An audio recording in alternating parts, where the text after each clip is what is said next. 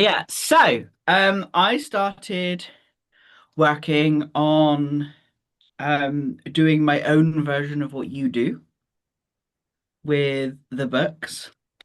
Um, it's definitely been really interesting to know which bits I'm doing when, where, how, and who.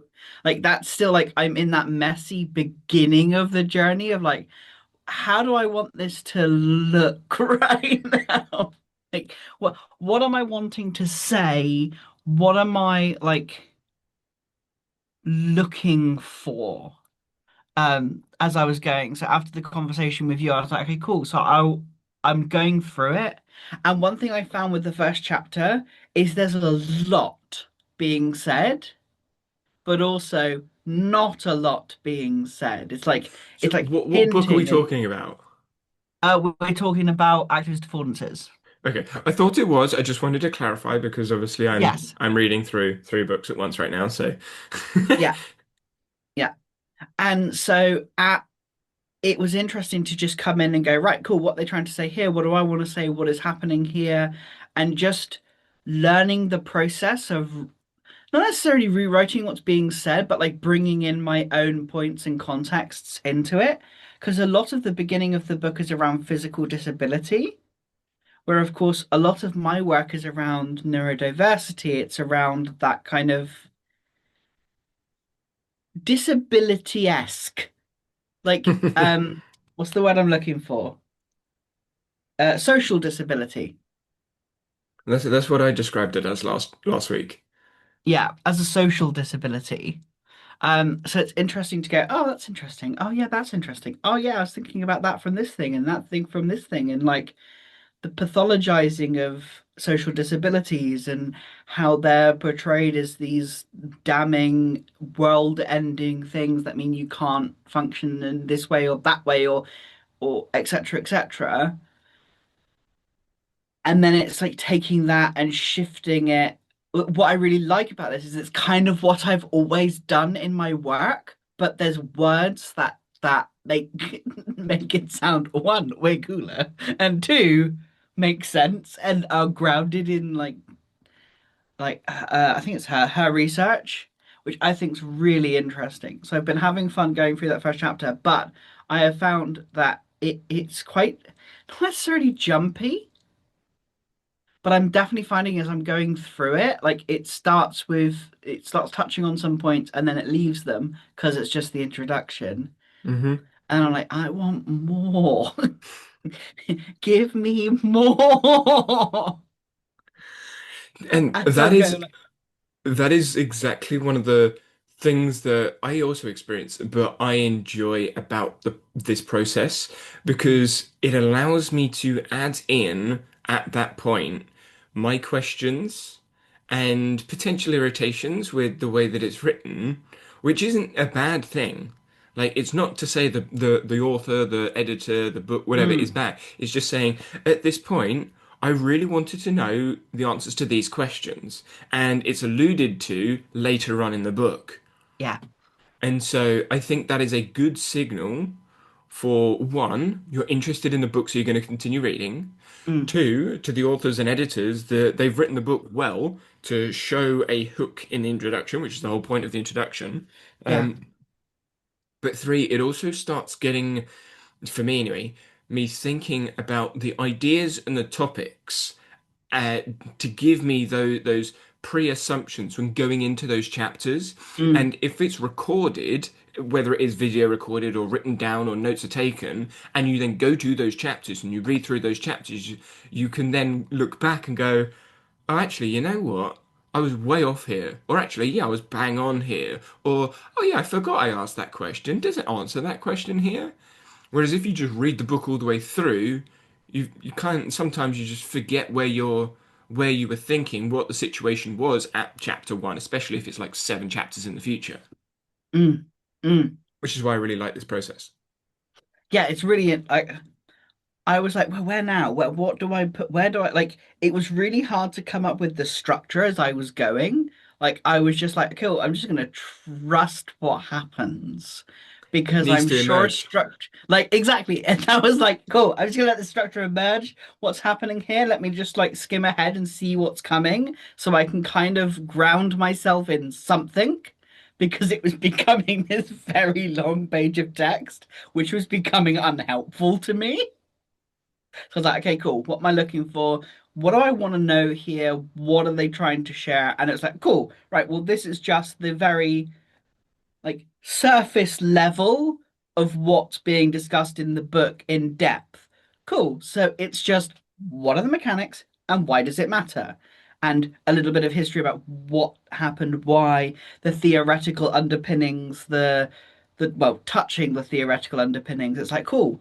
Well, what about this thing? And what about that thing? And what about that? And I started just thinking, like asking those questions like, well, what about this? And how does this come into it? And this is physical disabilities. What about like social disabilities? What about like action capability? Like, what about all these things that I'm thinking about now? Like, and it's That's like, oh, where I feel Obsidian is the best place to write yeah, because I feel like I'm going to do this on a Danny Talks Tech channel video as well.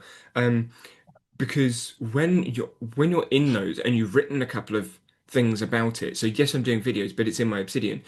I can then just go, and you know what, that might link to this page of this book or this article. I can just link them in. So I don't need to, it's not an atomic note because it's not a specific idea. It is just, here's a general topic or story that I told that I think could relate to this area right now. mm, So when assuming they say affordance in some way, I personally will know that I will reference the chapter 5 in the Intro to Eco Psych book because that is the, I guess, introduction to affordances and how affordances emerge through the organism environment relationship depending on action capabilities and environmental substances and surfaces, etc., etc. Um, and so in the chapter that you're writing at the intro, if they mention affordances, I would probably say something like, I'm intrigued to see if their conceptualization of affordances is the same as the one that I had from the intro to Eco Psych book. Then mm, just reference it. And then on YouTube, obviously I put the card to where it is so that when I'm watching it back on YouTube, I can go straight to the video and then just mm, carry on. So it's just mm, like a really small little like sub note, I guess, in the script, but that subnote could be like one of those rabbit holes you end up flying down. mm. Yeah. Another thing, I was like, oh, well, how am I going to structure this in Obsidian? I'm like, do you know what? I'm just going to put chapter one, that it's the introduction, and just start writing. And then if a title comes out of it, then great. If it doesn't, then great. I'll just keep going until something does come out, I which tend to which is interesting. find, I don't know Mm, whether it's the same with you. I tend to find after 300 words, there mm, is normally a switch of some kind, whether it's a subsection of the chapter you're in, i.e., a different headed title, or a slightly different section but still related. mm, So the script is my heading one, and then I will just write the introduction under the script, and then I have a heading two, and that's like the first proper topic of the thing, and then I have a heading three for the subtopic, and then it goes back to a heading two. So it's all under one heading one uh, heading, which typically is about 1,500 words for the script of the video. For you, obviously, it'd be the Substack or whatever, to give you an idea yeah, of the length of mine. yeah. I'm at like 400 words at this point, including all the headings, and I'm about not quite halfway through, I think, if I remember rightly. Sounds about right, or same as me. Yeah. It's quite interesting because I think there will probably be more. Because one of the differences that I found with between your work and how you're doing it and mine, mine's less PKM, because that's what we called it in the end, was like it's kind of like a PKM source for you. And I think there will be more of my personal stories in the content because it's being used as kind of part of my like leadershipy work as I'm talking through. So that'll be interesting to see what emerges from that, if that is what happens. But at the moment, that's what's happening. It's like there will probably be more, not necessarily, well, actually, at the moment, it's not. but it might do as it emerges. I don't know. I'm quite interested, but that was the first assumption I made of my own work was like, yeah, I probably will put personal stories in because But that think about is, the different books. mm, Like you're reading a book that is about a personal story. I'm reading a book that is that about one. academic literature. Yes. Like Yeah. there aren't many places that will emerge that make sense to add in a personal story or anecdote in the book I'm Mm, reading. The book mm, you're reading, there is more likely for a situation to emerge, i.e., an affordance to emerge in the environment and the organism there yeah. because you have the action capabilities and the awareness and the experiences to add your experiences Mm. to a book that's talking about personal experiences. So I feel like if there is a place to put your experiences, there will be more of them emerging Yeah. through the reading of a book about stories than a book about academic articles and studies. Mm. And I That'd be imagine so I will have interesting. more places to put references. That's actually quite interesting. I wonder how what I would do if I was to go through like the ecological psychology book and what would be different once I finish this one. But like that's I actually was quite going to say, an you've got a 300-page book in front of you. Do that first. I'll do the small one first. So it's interesting. I kind of expected this to happen, Mm, but I didn't want it to, but it has. Because I like research. A lot of my time, obviously I've got my job, Morgan. Then I do my volunteering stuff, so that's trampoline and the deaf. And then I do my research, which is like my hobby. That's how I would describe it. But it could also be classed as work, again, depending on how you want to define those things. I started out this saying I'm going to do one chapter a week, so a video a week of the Intro to EcoPsych book. After 2, 3 weeks, I thought, oh, I could do one of those small articles, maybe in the middle of a week or something. So the balance bike article, for example, that went out at the weekend, and then I did the affordances chapter during the week. But then I thought, oh, well, I could do some discussion things because that's doable as well. So obviously I've got the Mike Israel one. Um, and I was going through my planning yesterday, and I'm kind of now doing 3 videos a week instead of one. Uh, you yeah, and the videos aren't all like 3 or 4 page articles and just a chapter of the book. It's like, here's a chapter of a book. Here's a 15-page article. Here's another 10-page article. And here's a 1 hour conversation this person had that you can dissect and put into a discussion video that's probably going to be 20 minutes long. Uh, and I think it shows the two things. One, the amount of interest I have in this topic. Like it mm, has not gone anywhere, it's still there. And there is so much research. But two, the amount of scope that is out there for discussing this topic. mm, I have seen some people say ecological psychology doesn't cover much, doesn't do much, doesn't apply in many places, or it's only really applicable in XY field. Perception action for high performance coaches, or skill acquisition for high performance coaches, or skill acquisition for academically driven coaches, or just MMA because it's better perception action because the coupling is there, or just basketball because you've got the interactions between players. I'm like, no, no. And one of the videos that I'm currently working through is about how Hank Green talks about AI and the AI bubble and the ecological approach to that. I don't know whether you want to go into that, but oh, yes. Let's talk about that one. but but that's what I mean. But the ecological approach spans almost everything. No, it isn't an answer. It's not an answer to a lot of the things in cognitive psychology. There needs to be way more research, empirical research, and analysis and studies, etc., etc., etc. But the idea is because they are fundamentally different at its core assumptions, could be applied across the board. Mm, One of the papers that I'm so I heard Vicente talk about it when we were out there in Berlin. It was the MRI, the fMRI paper where he was saying that there were phenomena that appeared when they showed images to people in an MRI machine, and they didn't appear as significant when they were shown objects instead of images. So the studies in cognitive psychology using MRI scans showing images to people might actually be wrong, dangerous saying that word, but wrong, because the phenomena that we are seeing in the results aren't seen when the person is seeing an object, because the perception is fundamentally different because of the assumptions that you take. An image is not a 3D object. You're perceiving affordances rather of the objects. Which, if one is in 2D image on a screen and the other is an object with uniquely structured energy, such as visible light, you will perceive the affordances, the lower order variables or higher order variables, whatever you want to call it, differently.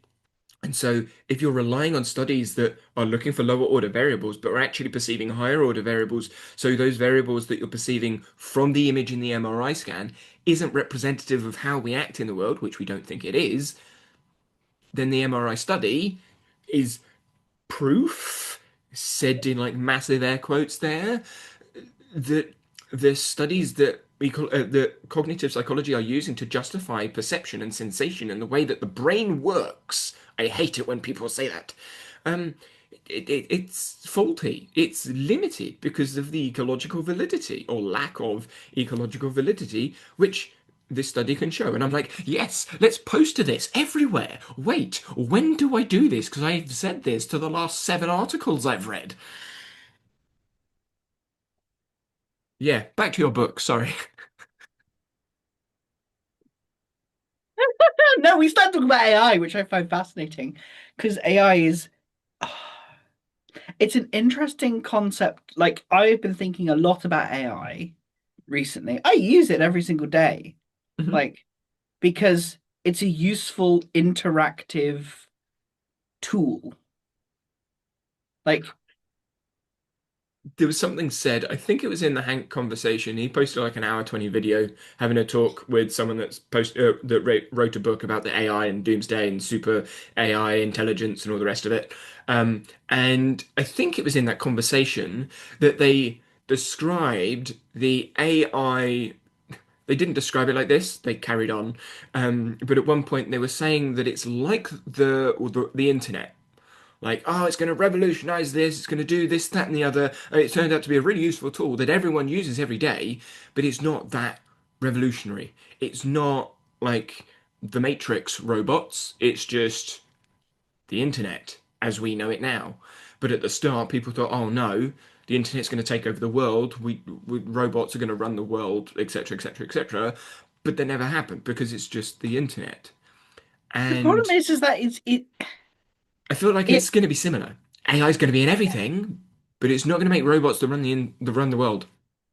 well, no, because at the end of the day, AI is a reflection of the people using it. That's all it can do. That's all it can do. It can predict how you'll behave and it predicts it. Let's just use the You're being entire, very generous there, I think. huh? You're being very generous. AI can Uh, predict how you can behave. it will, you can try. I don't say it's going to be any good. Gonna say. And that's what it tries to do. That's what it attempts to clarify. It predicts behaviors and responds based on the instructions you give it, where most people don't put the effort in to give them the instructions, or even like the way I interact with it is very clearly defined now for me. And it's just like I want my own shit reflected back to me so that I can go, oh, yeah, I said that. That's a good point. Okay, cool. Here's how I'm reacting to that. Like, it is it's an automated piece of accountability. That's the best way of describing it. It's automated accountability. I quite like that because it mirrors me, because it knows how, well, it doesn't know and it doesn't care, which is a good thing in this case. It does not give a shit about me. Its entire role is just to do a job. and do it well and follow the parameters. And so it just pushes back on what I say, and when I don't want pushing back, I'll tell it not to. But it's still completely within my control and what I do. Does it perceive? No, of course it bloody doesn't. Which it has failed to do multiple times. And I'm like, huh, yeah, yeah, I see what you're saying. Yes, but you're just following rote repetition. Here's why. Here's what. Here's where I'm. But it helps me to construct my own arguments in a space where no one gives a shit and also people won't give a shit. It's another space for me to go, huh, here's this. Huh, here's how I'm reacting to that. Huh, this doesn't make sense. I know this doesn't make sense, but I am reacting in this specific way. Like, fact check me completely impersonally because you will because you don't give a shit. Hmm. Yes, so I'm trying to think about the because you were right, obviously we're talking about writing about the book. How would you write about discussions? Because obviously a book chapter is very different from here is a topic that I've seen people discuss and I Mm. want to write something about that. I think I would probably do it as probably a podcast. Like if I was to talk to people, I'd want to talk to people in that way, like one-on-one conversations. And then there is comments in the bottom of all of the posts. I did actually share a snippet of one of my articles of one of like what I've been writing because not articles yet, not yet. Like of what I've been writing in a community, a business community that I'm in already, because someone was asking for resources around neurodiversity that is not pathologized, which is almost impossible because Hmm. it is pathologized. I mean, even the labels themselves are pathologizing. DSM-5. Like that's the problem. And so they were looking for resources. I'm like, there really isn't any, but I could write some. There's this book. This book is good, but it's heavy. Dive in, have fun, come ask me Yeah. questions. So It's I'm not like, diving in the okay, deep end of the pool, it's diving in the ocean.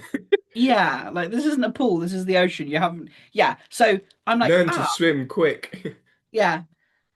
I was like, huh, I could do this because a lot of the work I'm doing already is trying to depathologize like social disability, but it still has the labels of social disability. So in itself, it's kind of a contradiction at the same time. But without naming it, I can't talk about it. How how would people react, do you think, obviously you don't know, to someone saying that ADHD, autism is a social disability? I don't know. I mean, it is. It is a social disability. Like that, is that not the definition? Like it, I don't think that's a. No, it's a mental disability because it's a mental health issue. No, it's not a met. But the thing is, I think that's been rejected multiple times by people in the Depends who you talk to. neurodiverse. Hmm? It depends who you talk to from what I've seen. That's why I'm asking you, because you're in the communities more than I am. Yeah, I don't know whether it would be received badly. I think it would be received quite well. I don't know. I've called it. I call it a social disability because it is a social disability. Because when I'm around other people like me, I'm fine. It's when I'm Mm. around other people who are not like me, who have the similar, who do not have the similar experience. Yeah, but that's a load of crap. But like it, yeah, I love that you called yourself out on that. like when I'm around other neurodiverse people, then neurodiversity happens. But then when I'm not around people who are neurodiverse, I just have a different set of tools to do things with. But I've built those tools because I'm different, but then that's no different to everybody. Anyway, it's a social disability. And yes, like that to me, it's very binary because it is. Because just like gender is a social construct, so is like neurodiversity is a so is society You, based. Would you say neurodiversity is a social construct? Yeah, I don't like that. But yeah, that it is. It is a I social thought you were going to construct. say it and then you didn't say it, so that's why I thought I'd ask the question. Yeah. Yeah, it is a social construct. It has been constructed and put together to categorize people to detriment and benefit because then people understand each other and then people can be told they're not good enough at the same time. Like it's not bad or good, it just is.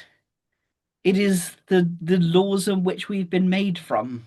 Like that's it just And it is what we have decided to do with our language and how we mm, communicate with others. yeah. Whether we decide to use that language in communication is up to us, and most people use it, which I'm not a big fan of, as Mm. you are well aware of. No, I think you're like you love the labels. You No love comment. you love the labels. I'm gonna poke you.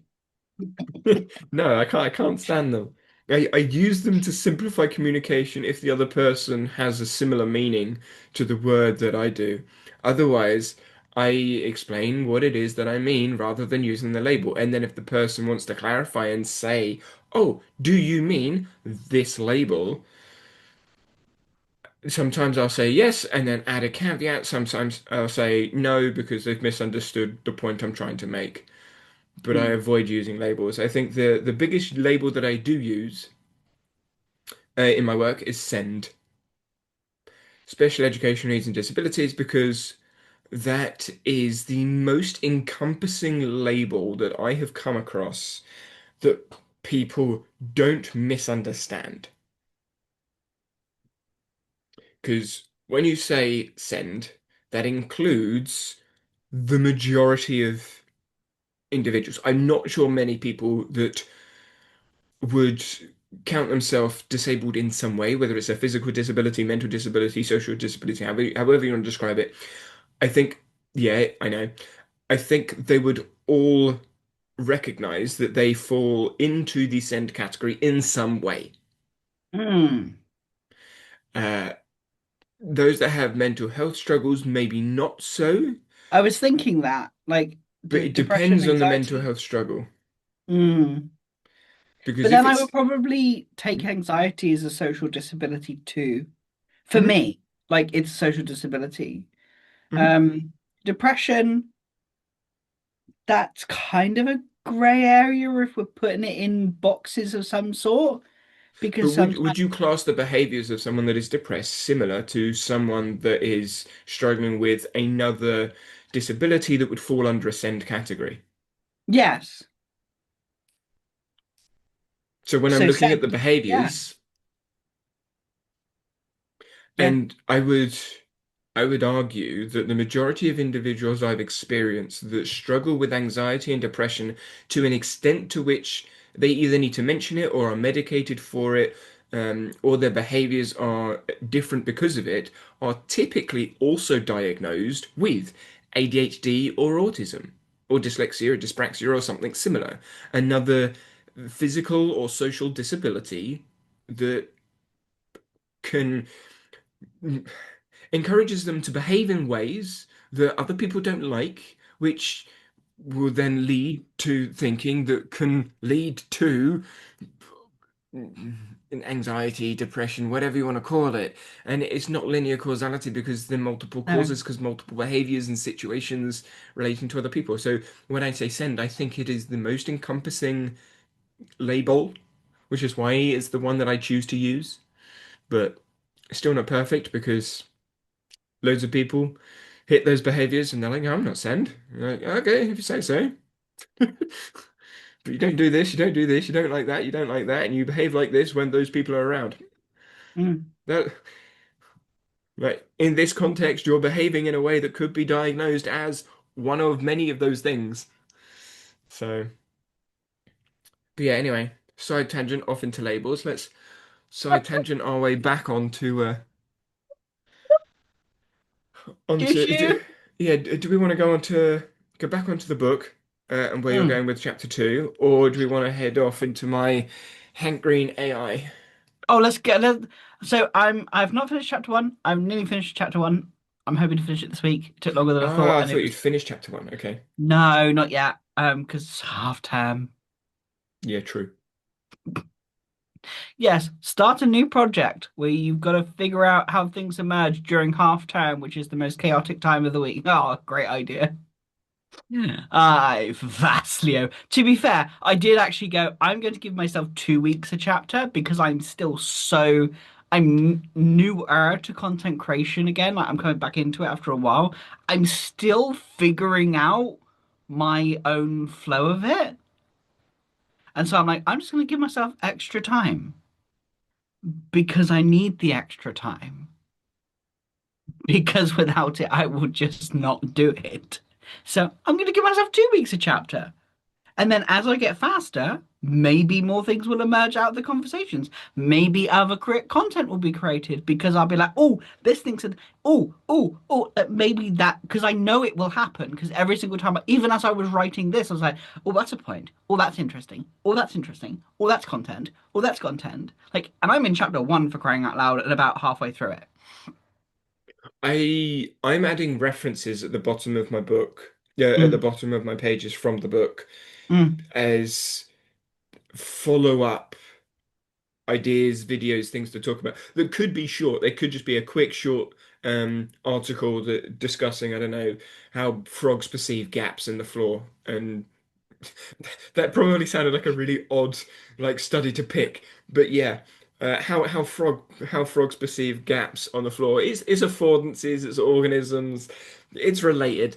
Um, my thumbnails are going to be so weird. There's going to be like a bike, a balance bike, and then a frog, and then some random bird, and then a bee, and then a book. You're like, what's this channel about? Are you talking about animals? Are you talking about sport? Are you talking about bikes and machines? Or are you talking about psychology and philosophy? I'm like, all And of the it. answer to that question is yes. Yes. And then obviously you need the chat GPT in there. Because every channel at this point has a chat GPT video. Yeah. Uh, so should we tangent over? Oh, let's tangent. Let's do the tangent. We love the tangents. So for context, Hank Green, if you don't know who he is, go on YouTube, type his name in, and then look at any of the channels, any of the work that he's done. Yeah. uh, yeah, he has been creating stuff on YouTube for over a decade, and he has many channels. One of which he shared a video where he discussed, as I alluded to earlier, the topic of AI, superintelligence, ChatGPT, and all the different models and how it's going to revolutionize the world, change the world, etc., etc., with someone that wrote a book that I can't remember the name of the book, and they did this for probably about an hour 10, and Hank did a bit at the start and a bit at the end. What was most interesting to me were some of the comments made from Hank, some of the claims made by the person he was talking to, and how it all relates back to fundamental assumptions or the grounding assumptions at which we approach psychology, philosophy, and attention. I already know how I'm going to package the video because, Hank, I am sorry. I am going to talk about the philosophy that you said, oh, we'll leave that to philosophers. Because it's not just, oh, the philosophers, it's the psychologists and anyone that is looking into perception and sensation. Because without the philosophy conversation, the perception and sensation conversation is biased.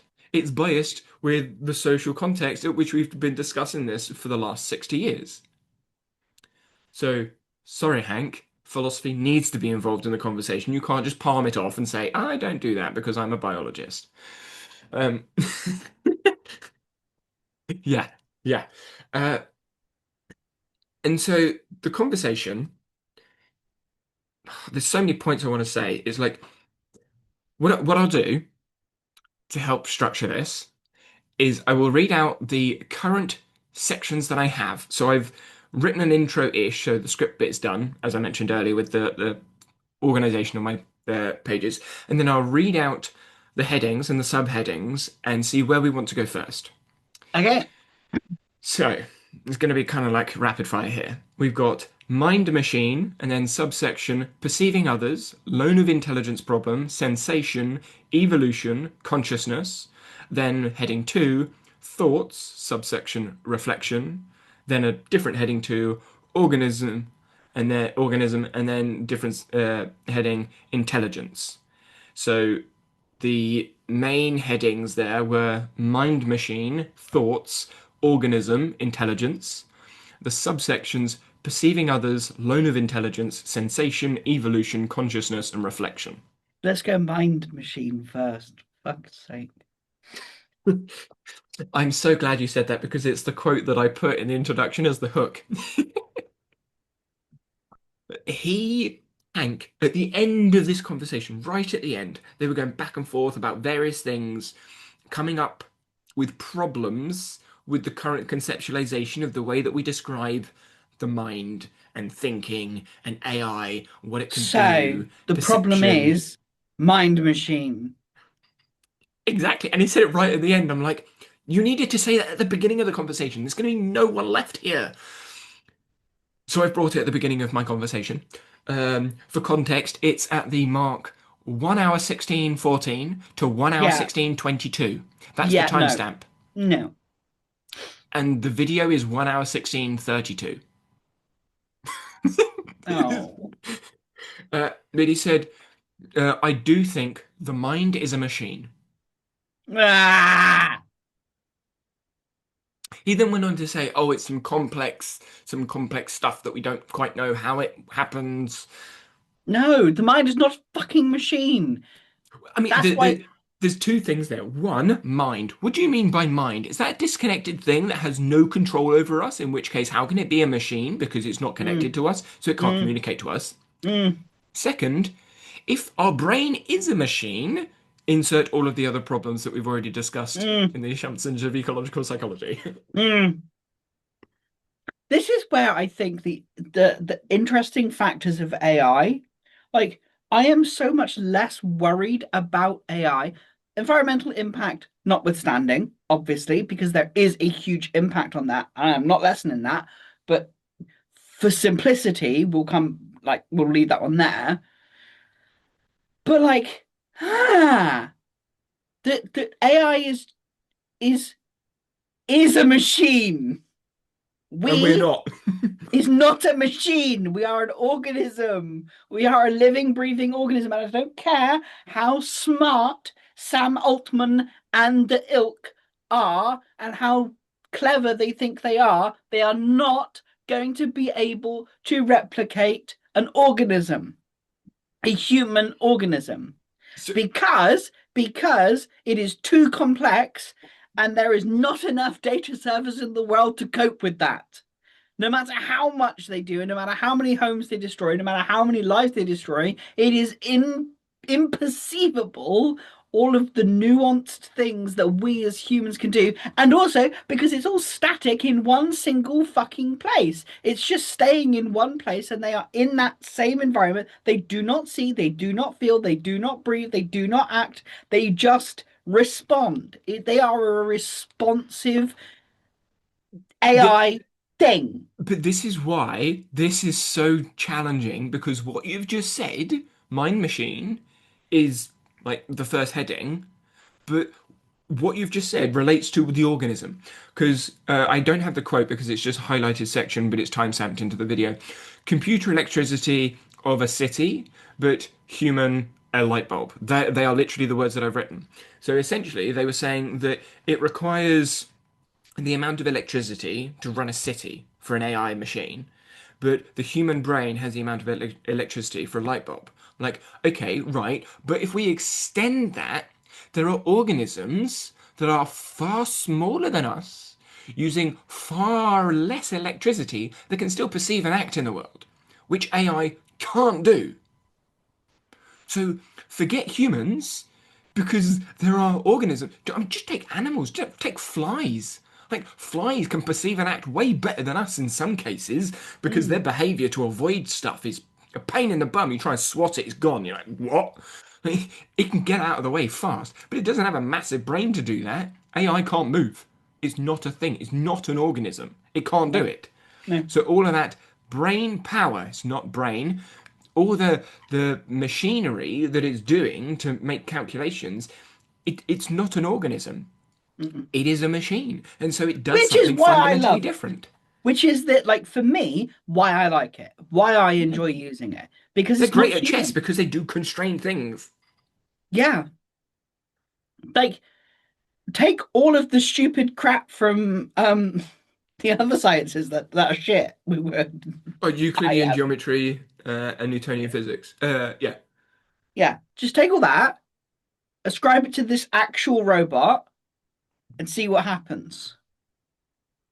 Yeah, Newtonian mathematics, sorry, not physics. Good. Like, I was like, thinking physics because so here we go.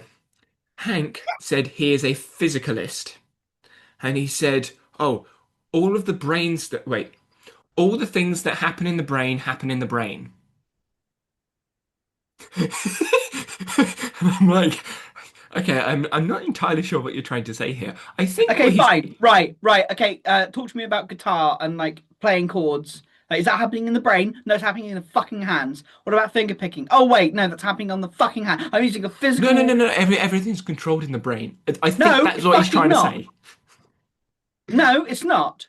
What about muscle memory? If we're going to use that Oh, terminology, what about? Or is that in the yeah, brain? Is it? No, it's the muscles. all the muscles have mini brains, Ah, right. Yes. Yes. Yes. and there's So because I picked up my guitar for the first time in like 6 months, and I remember how to position my hand into a D chord, a G chord. That's all because I got brains in my fucking fingers, is it? No, no, that's no, no, no, dumb. no. There's schema stored in the filing Oh, cabinet in shut your up. brain. No, I am adjusting to the environmental constraints of my guitar and Action capabilities developed over time through experience. Yes. yeah. Yeah. Oh, what? Would you like to try and argue against that? Does that just make sense? Yes, it does. Oh, I wonder fucking why. Anyway, I'm fine. But yeah, so the video came out Such a mental two days ago, three multi-sequence. days ago, and I'm like, and it's at 600,000 views. So Sorry. yeah, it, but I mean, this relates to a couple of the points we made before about writing. Like, how do you write a discussion? How do you like respond and talk about topics? There are they weren't talking about the ecological approach. They weren't talking about cognitive psychology, but the assumptions that they held drastically impacted the results and the tests that they were doing through conversation that came out with the problems that ecological psychologists have been screaming for, well, 50, 60 years.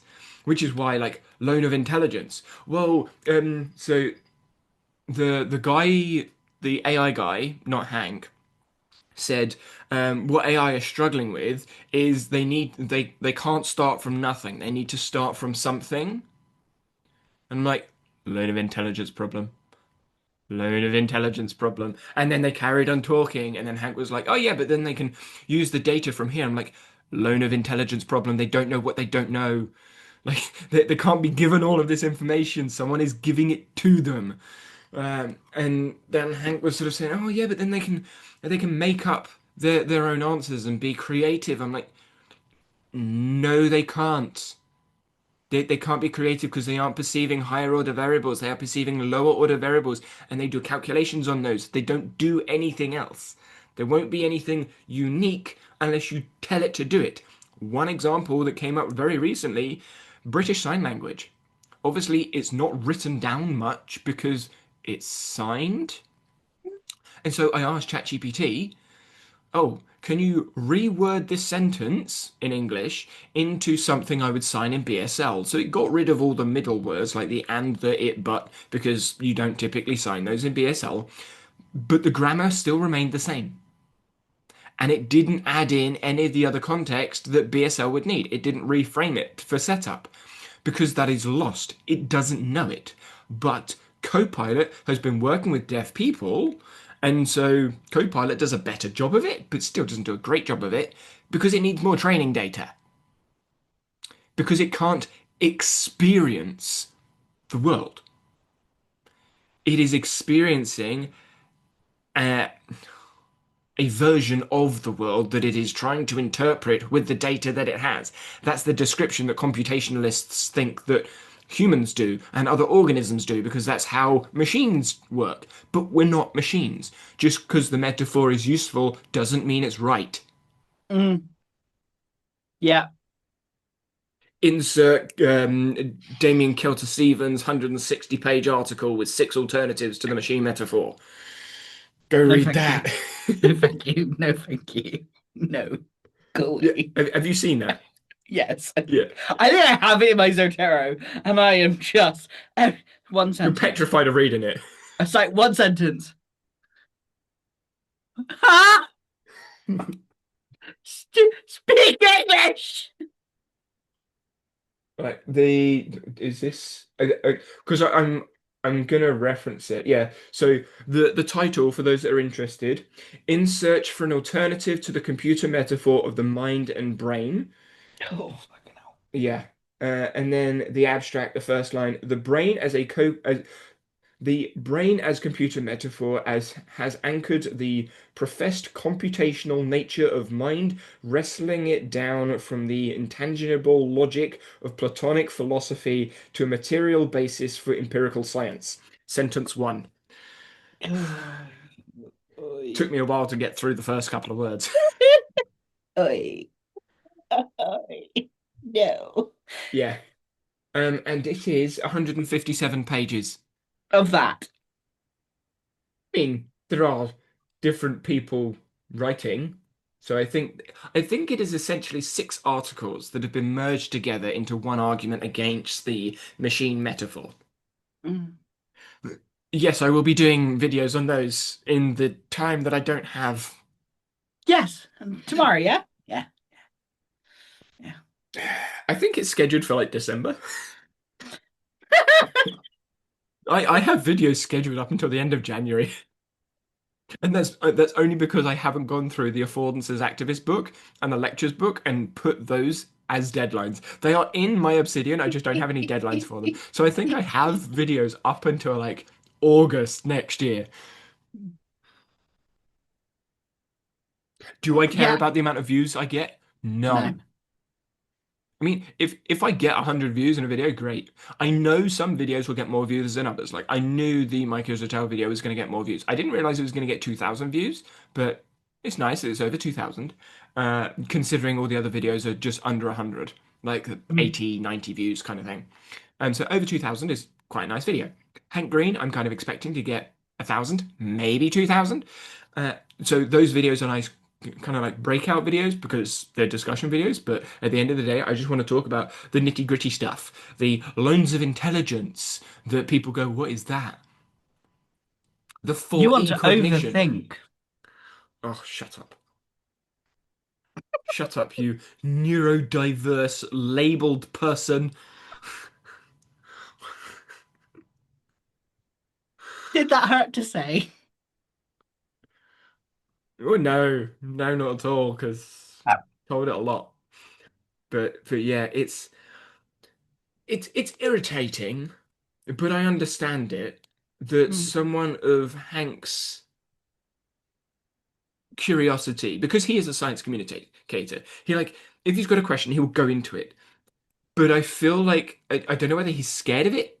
He does not like, oh my God, I'm scared, but scared of like the amount of it. Mm. Doesn't like it for some reason, or feels like it's not his lane, but he avoids philosophy and tends to avoid psychology that revolves around philosophy. Like in his crash course of psychology, the things discussed in it are very quantifiable results. They Mm. overlook some of the less linear causal results, like the non-obvious causes. They don't touch the multi-causality either because that leans towards philosophy. And I don't think Hank does their philosophy crash course either. I think he does the psychology one and the biology one and maybe the chemistry one, and then gets other professionals to do that. But even in the sci show, as in PSCH, the psych show, and the sci show, the science one, he doesn't really embrace the psychology stuff and the philosophy psychology stuff, which is why I'm like, I've been nudging Hank, like not actually speaking to him at all or communicating in any way, but I've been nudging him every time I see a video from him. I'm like, just do it. Just read one of these books. Just please. It And would so be so good though, but then at the same time, yeah. I mean, he did a video about autism, I want to say 2 weeks ago. And again, he looked at the data, he looked at the studies, and the causes of why autism rates have gone up and haven't gone up, and the data is changing and diagnosis is changing.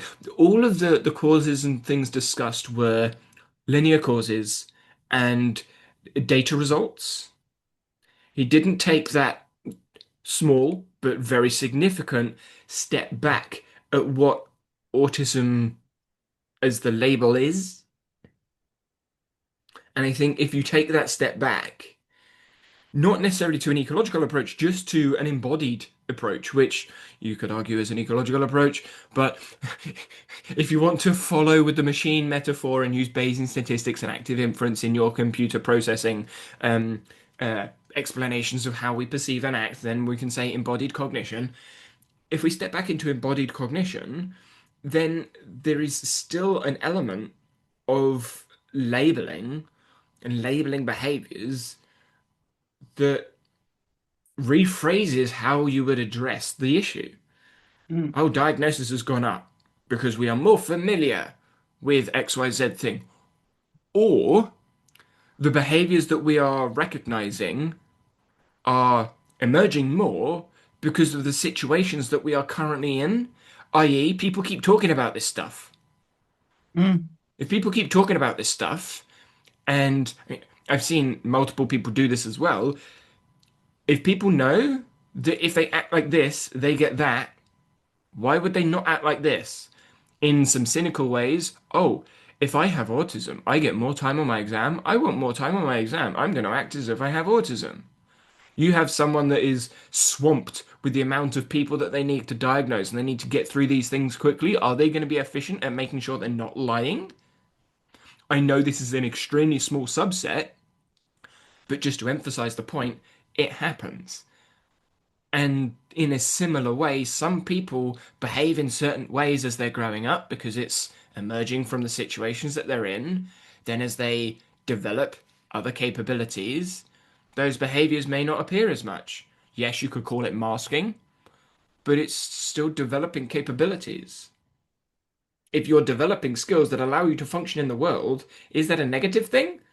I would argue that is exactly what we do, exactly what all organisms do. You develop skills according to your action capabilities to act within the world that you are in.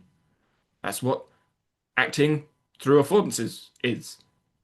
yeah, And so if we're diagnosing people for doing what organisms do, surely that is an issue with our diagnosis, with the way that we're diagnosing people. Not to say, oh, there are more people showing the symptoms of this thing. Maybe you've got a problem with the diagnosis thing in the first place. no, can't be Asking that. different questions. Can't be that. That comes from philosophy. Can't do that. Can't ask different questions. But I mean, when you look online, though, philosophy is obviously everywhere, but it's also nowhere. Mm, I'm trying hard to find philosophy channels. It's hard. And mm, if you find them, they're basically podcasts, which don't have people, or either have people talking about highly complex topics straight away. So other beginner people go by. And that's even if they clicked on the thing that says, hey, have a 2 hour lecture with so and so person about their theory. Or you don't see a face and it's just audio, in which case it's a podcast, not a video. And it's challenging. I mean, even the videos that I talk about are challenging. I try and simplify them, but I recognize they are so difficult. Yeah. It's why I think the discussion videos are a nicer introduction to the more grounded videos Mm. in the research. But yeah, yeah, so we kind of covered the mind machine. Is there anything else in those list of things you want to dive into? Do you want me to go through them again? Yes, please. So there was mind machine, which we sort of discussed, perceiving others, loan of intelligence, Mhm. sensation, evolution, consciousness, thoughts, reflection, organism, which we kind of touched on, intelligence, and conclusion. Let's play with reflection. Okay. So this was related to, this is a subsection under thoughts. This was related to an AI's ability to recall past information from conversation. So what they were doing is saying, oh, it's incredible that the ChatGPT, that the AIs can now change the context of the conversation when you respond to it. And so it's learning, yeah. It's learning through the conversation No, no, it'll only do that if you tell it to do that. sometimes. So Sometimes. I don't know whether you've seen Michael Reeves. Do you know him on YouTube? So he's an engineer, coder type person, funny guy, acquired taste for some people. He did a short that I'm going to put into this video. And essentially what it is he took OpenAI's source code because he has like the APIs and stuff. And he showed how the AI doesn't look at the next message and remember everything. It doesn't do that. What it does is more stupid than that. It goes, okay, here's big conversation, put in, calculate answer. Okay, next answer. Oh, you've responded to that. Here's big conversation, put in machine, come out, here's answer to that. It doesn't know what's going on. It's just put the whole conversation as a block of text into the machine and dumped it out. So what happens, which is what Michael Reeves does, what happens if you change the answer that it gave to a previous question? Does it know that it didn't give that answer? No. It just takes what it dumps in and comes out. And so Michael Reeves, like this is where I'm saying he's a certain taste. He added in to say that a healthy thing is to take drugs, like illegal drugs, and that ChatGPT suggested to take illegal drugs to solve this problem. He was doing it in jest, of course. He was saying, "Oh, well, ChatGPT," because he added that in, and ChatGPT didn't recognize that that was bad because it suggested that as an answer. And so the follow up to Michael Reeves saying, "Isn't that a bad thing?" It's saying, "No, it's recommended." No, it's not recommended, but it recommended it itself. And so the whole block of conversation, and you're like, no, it has no understanding of what it's saying. It doesn't remember the conversation. It's just a new dump of information. Here's a new position, chess. Here's a new position on the board. What's the best move? Yeah. AI. Here's a new block of text. What's the next words that should come out? Mm. It's that dumb. It's not smart. Mm. So when it's a intelligent word guesser, it really is. Yeah. Can it look like it means something else? Yes. But does it? No. Doesn't have consciousness, which is the consciousness title. It doesn't. It's not conscious, I don't think, at all. It Mm-mm. doesn't perceive affordances. No. I would argue it doesn't really have experiences either. It's No. an input-output machine. Sorry, But we're an emphasis. input-output machine. Obviously, that's what we do. We input, we process, we output. If you were That's here in how that person, I would works. throw these scissors at you. But that's the really, like, I think that's the fundamental problem here. Like, it's such a big issue is that we, like, so many people perceive themselves as an input, process, output machine and are fucking terrified and think that it's AI's going to going to take take over the world. Well, if we're machines, yes, but we're not machines, so it won't. yeah, like it can't do my job for me. It's never going to be designed to do that. Can it streamline my workload because I give it a set of instructions that it understands. Yes, You but you it you saw requires, me, didn't you? yeah. I Oh thought of no, something. I wait. was like, no, don't send him. No, no, no, I want to know. Have you seen the robot that MKBHD did a couple of videos about recently? It is a humanoid robot that is being marketed and sold for like 20 grand. And it is supposedly able to walk around your house and like empty the dishwasher and close the door and open the door, etc., etc. And I'm like, BS. Absolute BS. And the way that the way that it's described and the way that it quote works is if there is someone controlling its movements. And I'm like, so it's not AI at all. It's a robot that's being controlled by a person, which is exactly the same as the RC cars made like 70 years ago. There's a controller that move things around. I It don't just understand why this is still a thing. Like, AI is great, sure, but it's not that great. That's the no. damn point.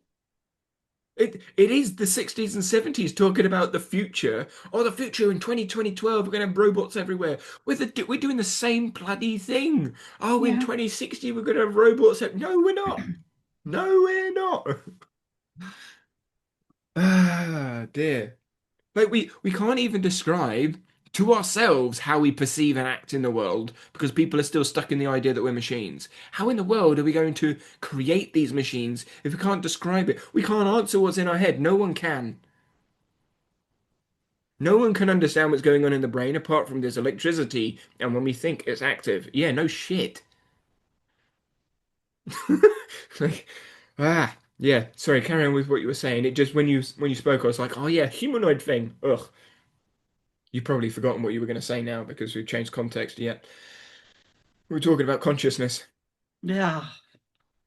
Like it's oh yeah, that's it. Fundamental issue is we are not an LLM. We're not a large language model. We're just not. We're not a robot. It's not how we function. And the longer we think we function that way, the worse it gets. Like if you want to be um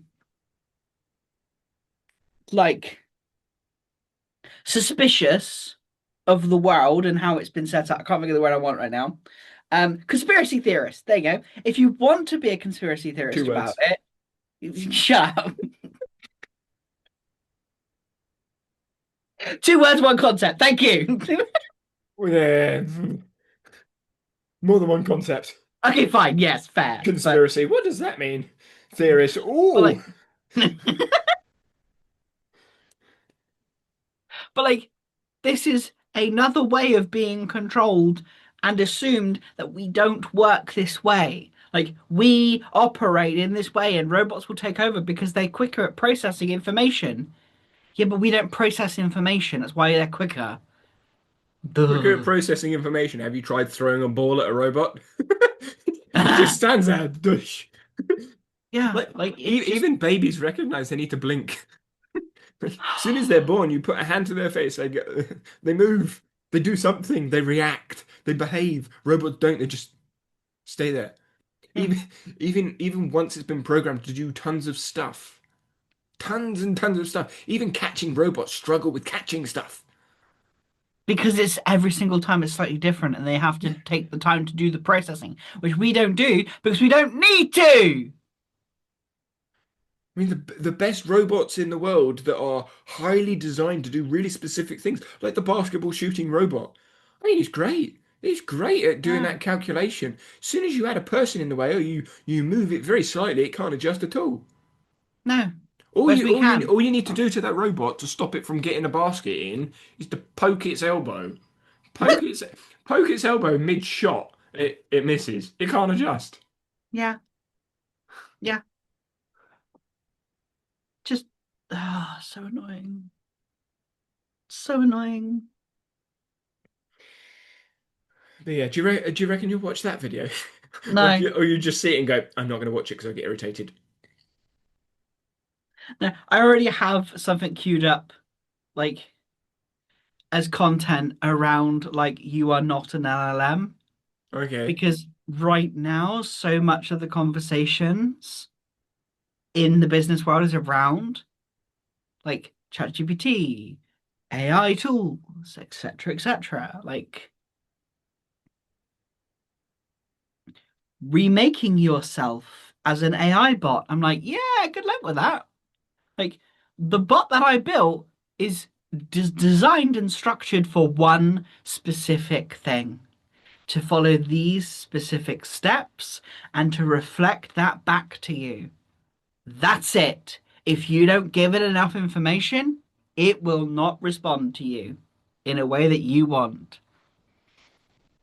In fact, I've given it instructions to ask how you're feeling about this comment, because otherwise you won't say that. Like, because we don't. The reason why AI works so well for me is because I will tell it exactly what I'm thinking. I'm gonna say AI doesn't make assumptions because it doesn't make assumptions, but it can seem as though it makes assumptions because of the answers that it gives. Yeah.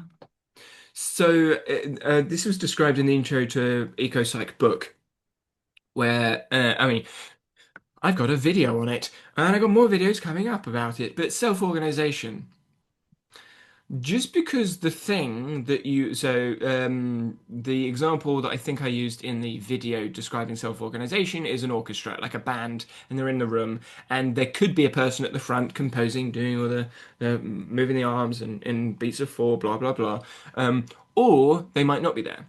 But if they are there and someone stands outside the room and you listen to the song, you go, oh, that sounds really nice. And if they aren't there and you listen to the song, you go, oh, that sounds really nice. You don't know whether there is a person running the orchestra or not, because the orchestra are autonomous individuals and they can probably play the song by themselves, self-organized. So it looks the same, as in, it sounds the same from the outside, it seems the same, but it doesn't mean it is the same. And same with ChatGPT and AI. Just because it's giving the same sorts of answers as an organism doesn't mean what's going on in that room is the same thing. In AI, there's tons of machines going on. For the organism, it might be a fly just going there. Like thousands and thousands and thousands of machines spending loads of energy, electricity to do this thing, or this really small organism that can do the exact same thing. Like, which one would you take? The organism that can do it really efficiently, or the machine that's currently killing the planet faster than we already are? I know which one I would pick. Now that I've said that, yeah, now that I've said that, I feel like I should put that in the video. Maybe. But yeah, oof, mic drop on that one, yeah. Yeah, that was my drop. I had no comments, no notes. That's one of the things you'd go, clip that.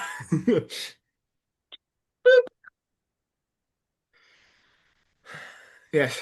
Right. Is there anything else you want to discuss, or should we Yeah, let's call do it an one more thing episode? because this isn't long enough today.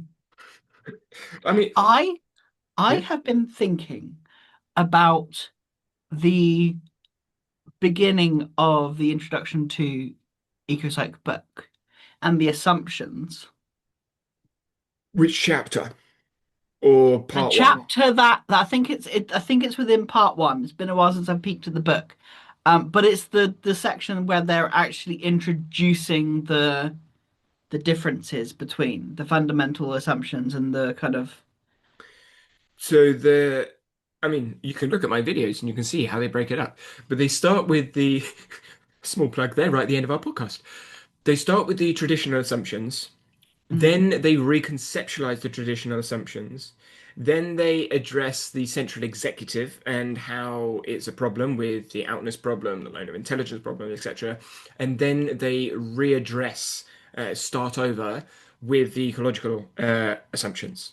So mm, it could be you're referring to the reconceptualization of traditional assumptions and basically them going through and going, well, this is what we had. If we go logically, through all of this to the end, we come up with these problems. So we need to do something else. And Mm. then they address all the traditional approaches. And then the next one, like, this is the main problem that we kept coming to, this idea of a central executive. It's a load of horseshit. Uh, and then they explain why. And then they say, here's ecological assumptions, which is essentially saying, we take the first three, forget the rest because they're useless, and we're just going to bring some other ones in. Yeah. So I was like, huh, maybe I should do something around that because all of my work is based around a fundamental philosophy that is so vastly different. Hmm. And I was I, like, yes. because there's your stuff. I don't know how you would do it. No, me neither. My first attempt was in the long video essay. Yeah. My second attempt is what I've currently done. Mm. And my second attempt isn't exactly short. I'm going on YouTube as I speak to see how long they are. And you can see that obviously I'm lengthening out my sentences so that I can actually see Good the still, length good still, good of the still, good still. videos. Yeah. Yeah. And Yeah. so the first four videos together, I didn't realize they were that long. Uh, it's 12 and a half minutes, 16 minutes, well, that's 17 minutes, 16:53, so that's 17 minutes. Um, and okay, that's annoying. And then the last chapter is actually split up into three videos. So it's 12, 16, 17, that's 12, that's 9, and that's 14. So what's that? 10, 20, 30, 40, 50, 60. Oh, yeah, about 70 minutes in total. So that's an hour 10 going over the philosophy. The first attempt was shorter, but missed out lots of points. The second attempt was far longer, but it's broken up into sections, so it Mhm. can feel shorter because it's directed at certain points, but it's still a hell of a lot. Mm. So I mean, looking at the broken up sections of my videos, Hmm. you could probably merge if you drastically simplify rethinking perception and the traditional assumptions. You could merge those. You could probably merge wrong assumptions with the beginners of psychology, because that's organisms and systems. You could probably merge those two. Then wrong variables is hard to. Wrong variables could potentially be moved to when talking about affordances. Mm. So you could kind of skip that one because that is an in-depth topic. So you could have traditional assumptions, or rethinking traditional assumptions, and organisms, environment, a system, which challenges the mind machine Mm. because that's organisms and systems. So you could have mind machine, rethinking traditional assumptions, and I guess in the mind machine you could start with the central executive. Yeah. So you could have one rethinking traditional assumptions, and then one addressing the mind machine, which talks about cognitive, the central executive, hints at the wrong assumptions, what through the lens of a organism system dualism. Does that work? Yay. I'm just summarizing. Wait, I've got the book in front of me. Give me a sec. I'm summarizing 74 pages of academics text, or um, an hour 10 of explanation into potentially two articles. Mm.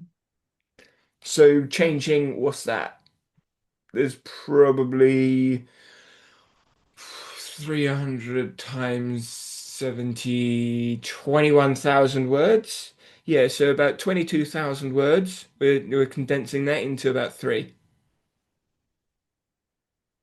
and the book is already condensed because Yeah, it's an introduction. that's kind of like as I'm starting my work on this, I'm like, yeah, but there are so many assumptions, and I just want to point you at something. That's why I did this book first. Yeah, I know, and I'm like, why haven't I not done this book? But also, Do it in oh, well, it's tandem. gonna take me so much longer. I mean, hmm. I don't want to point to myself, but it's really hard to point to anywhere else. Yeah, that's the thing. Is I could point to you, If people which don't is like me, which they won't, like some people yeah, won't like me, there needs to be another resource, which, I mean, unless you're going to go to the academic articles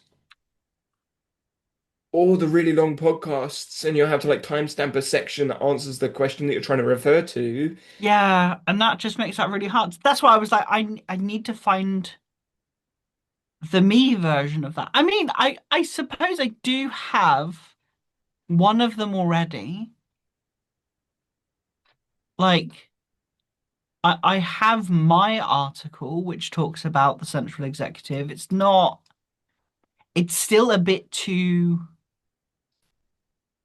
it doesn't have the oomph or enough of that to be constantly referred to. There's something to do, like, Well, I guess what you could do is kind of like maybe as a cheat, is react in air quotes here to my videos. mm, So instead of using my video as go watch this, you could say, I watched this and I think this, or I think that, or I got this. So use my video like you would a book chapter. yeah, I was thinking that. So you're the source in this instance. Because I'm going to do the same with you when you start publishing your stuff. Mm, Because that way we can, one, share audiences bounce back, which we obviously do with the podcast anyway. But it also means people can find your stuff if they prefer your stuff. mm. Because I know there will be some people that will prefer your stuff. Yeah, I think that's a really good idea. I like that. I think I might do that. Because That makes it sense. reduces the burden on your side reading all of the books that I'm reading, and it reduces the burden on my side to do the opposite. Because I have Mm. not started the activity affordances book yet, but as soon as you publish your thing, I will probably, in all of that time that I said I have, do Oh, yeah. a discussion video. Yeah. Yeah. That'd be cool. I know we can put it in the podcast and do a podcast episode as well. Yeah. Yeah. I mean, we could always bring on other people and do similar sorts of things. Because if you, I mean, we could reach out to the author of activity affordances and Yeah, that'd be cool. bring them on the podcast. I mean, it's not exactly difficult. Join us for an hour chat. Thanks. Probably do it once we've actually read the book, rather than me just having the book in front of me with a bookmark on the first page going, read me. But then I got two other books that are doing the same. Yeah. Oh no, mine is open. See, it is actually open to the page with a bookmark in it. Oh, On see, top of I have a little tag in mine because I need to keep it closed. this, this right here is how it is on my desk. Oh wow. That is what is on my desk in that little spot. Then in the other spot, for reference for those listening, I held up the cognitive psychology book, which is about 1,500 pages. Then the optimized movement book from Rob Gray, which is about 300, 400 pages. Then the activity affordances book. And then next to that is the lectures on perception book, which is open on the top of two other books. Then the intro to eco psych is next to my keyboard, which doesn't have a book under it, but has a book under the open pages of it. Which, oh, actually, no, there's three books there, and then there's two books behind that, and then on the other side of my desk, I have another one, two, three, four, five, six books. See, That unfortunately, I'm now working from two different devices. Oh, and I also have a book underneath my sweet pot from Halloween called The Design of Everyday Things. I also have a book under there as well. I'm now working off of two different separate systems. Now I have my Mac and I now have a PC to the left of me. So I'm kind of straddling two keyboards the entire time. Otherwise, I would probably be exactly the same with the book just open in front of me. So it has to sit next to me. Mm. Thinking about reaction content or discussion content, Mm, obviously I'm going to be talking about articles and people and stuff. Um, do you listen to any of the podcasts from the EcoSite crew, like Vicente or Miguel or no, Andre or Keith David? You don't listen to any of them. no. What sort of EcoSite supporter are you? One that's a parent. There's no excuse. Listen to the podcast whilst you're dealing with parenting, and then when you don't hear them, you say, "Sorry, I've got more important stuff to do." Yeah, yeah. That'll go down well. Yeah, yeah. There'll be no like emotional repercussions of that. That will Be not cause recreating any. your deaf experience. You could say, "I'm practicing for when I'm deaf."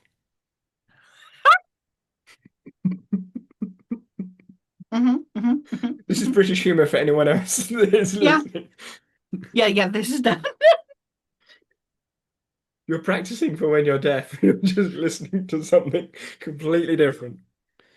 Yeah. Yeah, and the fact I can't This is wear this like is why I'm still single, everyone. funny that. Um, yeah, yeah, yeah. We'll see. Like, I want to be listening to more, but work and Yeah. life and responsibilities. And... I guess you could become a reaction of a reaction then. Because if I react to a 2 hour podcast of whoever talking to someone, like Vicente talking to Miguel or Vicente talking with Miguel to Matter or something like that, if I do a reaction of that, I mean, there's a couple of conversations that come to mind. They're all like hour and a half ish. And my video is 20 minutes, half an hour. You could do a reaction to that Yeah, because that brings in a bit of a tail for the content. The people that are interested in your side might come to see my side, or they might just jump me and go straight to the original source to Mad Hair and Vicente talking. that's a good idea.